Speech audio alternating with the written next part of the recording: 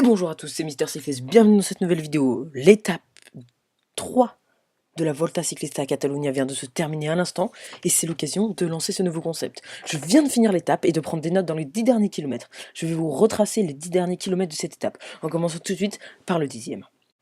Avec effectivement Peter Winning en tête, un petit peu derrière Luis Vervaeke, et derrière un peloton emmené par la Team Sky.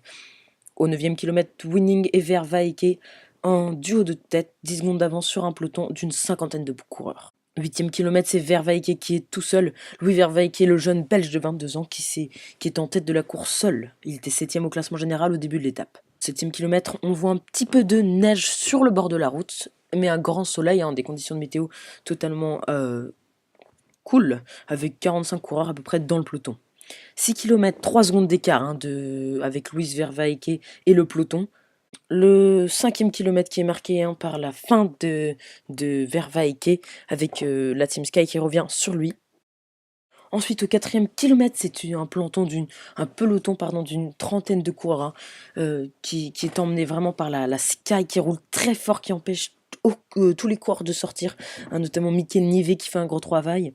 3e kilomètre, et là, c'est un replat sur cette montée. Donc voici le profil si vous n'avez pas vu, un replat vraiment sur cette montée et la Sky qui impose un énorme tempo. 2 km, au début du 2e kilomètre c'est encore la Team Sky qui roule et après ça part vraiment très fort. Alors là va falloir me suivre. C'est Chris Froome qui attaque en premier, suivi par Contador, Bardet, mais ce sera pas à chaque fois, ça se regroupe. Ensuite attaque de Quintana, coup d'épée dans l'eau, ça ne marche pas. Zakharine qui imprime le tempo, puis ensuite une attaque de Richie Porte suivi, ça ne marche pas. Dans le dernier kilomètre, on a une attaque de Nairo Quintana, suivie par Daniel Martin. Ensuite, Contador et Bardet suivent Daniel Martin. Daniel Martin arrive à distancer Contador et Daniel Martin s'impose sur cette étape, donc dans le dernier kilomètre, devant Alberto Contador et Romain Bardet. Donc, petite dédicace à Play Cyclisme, qui ce soir va devoir jouer son étape où il venge des coureurs sur Pro Cycling Manager. Il va devoir le jouer avec Alberto Contador.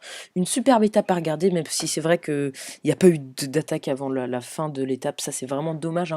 Mais encore une fois, c'est des reproches qu'on peut faire au cyclisme moderne. Voilà les amis, c'est la fin de cette vidéo. Si vous aimez ce concept, n'hésitez pas à cliquer sur j'aime. Et on se dit à très bientôt pour une nouvelle vidéo.